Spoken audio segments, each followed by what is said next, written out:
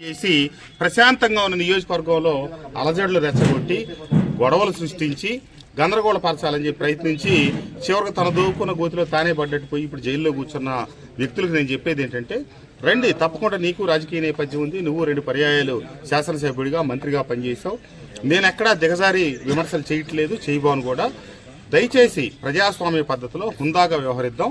మీరు చెప్పే నిర్మాణాత్మకమైన సూచనల సలహాలన్నీ పాటిస్తాం, కానీ దిగజారి మాట్లాడి ప్రజల మధ్య వైషమ్యాలు పెంచి తద్వారా మన రాజకీయ పబ్బం గడుపుకుందాం అంటే ప్రజలకి, నియోజకవర్గానికి, ఈ ప్రాంతానికి మంచిది కాదని తెలియజేస్తూ, అలాగే మన నియోజకవర్గంలో రోడ్ల సమస్యల్లో ప్రధానమైనటువంటిది జీకొండూరు నుంచి గంగినేని వరకు ఉన్న రహదారి నిర్మాణం కూడా ఈ నెలాఖరు కల్లా పూర్తి అయిపోయి అది కూడా ప్రజలకు అందుబాటులోకి తీసుకురావడం, ఈ నెలాఖరు లోపల అది ప్రారంభోత్సవం చేయడం కూడా జరుగుతుందని చెప్పి తెలియజేస్తూ, దాదాపుగా నియోజకవర్గంలో ప్రధానమైన పంచాయతీరాజ్ R&B రహదారులు 90% పైగా పూర్తయినాయి. ఇక్కడ మన పక్కనే ఉన్నటువంటి కొండపల్లి మున్సిపాలిటీలో కొండపల్లి మెయిన్ బ్యాంకు రోడ్డు విస్తరణ చేయాలని చెప్పి అఖిలపక్ష సమావేశం, అన్ని పార్టీలు రాజకీయాలకు అతీతంగా తెలుగుదేశం, బీజేపీ, జనసేన, కాంగ్రెస్ అందరూ కూడా డిమాండ్ చేశారు. దాన్ని ఇప్పుడు సర్వే చేపట్టడం జరిగింది. ఆ రోడ్డు ఒకప్పుడు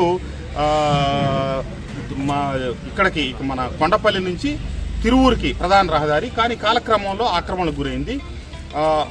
కొత్తగా తీసుకొని విస్తరించడం కాకుండా ప్రభుత్వ స్థలం ఏమైతే ఉందో దాన్ని రేపు సంక్రాంతి తర్వాత మార్కింగ్లు పెట్టడం జరుగుతుంది. ఈ నెలాఖరు కల్లా విస్తరణ, ఎవరైతే ప్రభుత్వ భూమిని ఆక్రమించున్నారో ఆక్రమణలని తొలగించి ఆ రోడ్డు రహదారి విస్తరణ కార్యక్రమం కూడా తక్షణం చేపట్టిపోతా ఉన్నామని తెలియజేస్తూ ధన్యవాదాలు.